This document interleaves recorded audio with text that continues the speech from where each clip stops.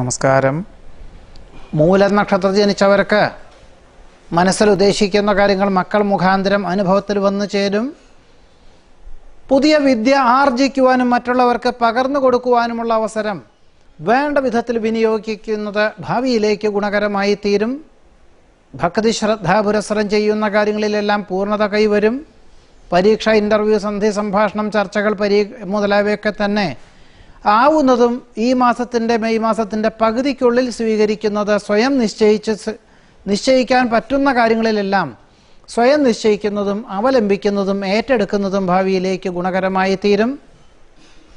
സന്ധി സംഭാഷണത്തിൽ വിജയം കൈവരിക്കും.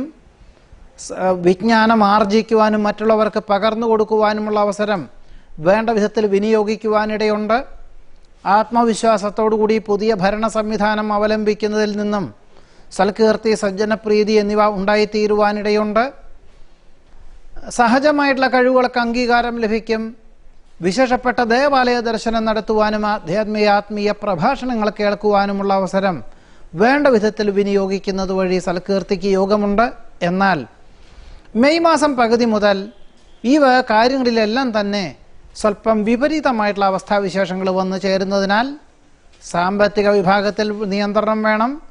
അമിതമായിട്ടുള്ള ആത്മവിശ്വാസം ഒഴിവാക്കേണ്ടതാണ്. ഉദര ഉഷ്ണരോഗപീഠകളാൽ അസ്വാസ്ഥ്യം അനുഭവപ്പെടും. ഉപകാരങ്ങൾ ചെയ്തു കൊടുത്തവരിൽ നിന്നും വിപരീത പ്രതികരണങ്ങൾ വന്നു ചേരും. പൊതുവെ ഈ മെയ് മാസം പകുതി മുതൽ ഒരു മാസത്തേക്ക് ഈ മൂലനക്ഷത്രത്തിൽ ജനിച്ചവർ എല്ലാ കാര്യങ്ങളിലും വളരെ ശ്രദ്ധയും സൂക്ഷ്മതയും വേണ്ടതാണ്. ഒരു സ്വന്തം നിലയിൽ ഉദ്യോഗം ഉപേക്ഷിച്ച് മറ്റൊന്ന് ശ്രമിക്കുന്നതോ, ഒരു പരിധിയിലധികം പണം മുതൽ മുടക്കിയുള്ള പ്രവൃത്തി മേഖലകളിൽ ഏർപ്പെടുന്നതോ, വിദേശത്ത് താമസിക്കുന്നവർ ഉള്ള ഉദ്യോഗം ഉപേക്ഷിച്ച് മറ്റൊന്ന് ശ്രമിക്കുന്നതോ, ജന്മനാട്ടിലേക്ക് അവധിക്ക് വരുന്നതോ ആവുന്നതും ഒഴിവാക്കുന്നത് നന്നായിരിക്കും. ഇതാണ് ഈ മൂലനക്ഷത്രക്കാരുടെ ഈ മെയ് മാസത്തിലെ ഫലങ്ങൾ. നമസ്കാരം.